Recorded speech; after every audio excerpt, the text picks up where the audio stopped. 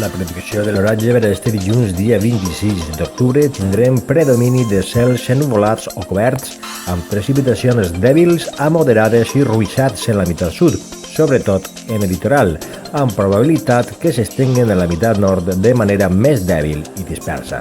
Les temperatures nocturnes sense canvis i les diurnes en descens. Vent de component és fluix a moderat, sobretot en el litoral de la meitat sud. Les temperatures en Requena tindrà avui una màxima de 17 i una mínima de 10 graus, Ontinyent màxima de 20, mínima de 13, Gandia màxima de 20, mínima de 15 i València tindrà una màxima de 21 i una mínima de 14 graus.